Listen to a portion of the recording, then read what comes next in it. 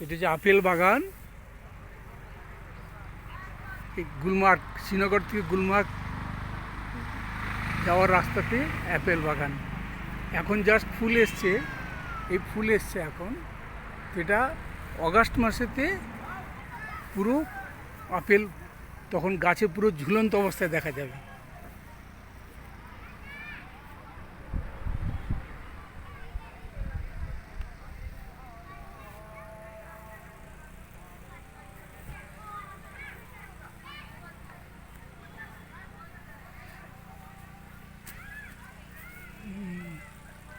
পুরো ফুল ভর্তি হয়ে গেছে ফুল গাছে।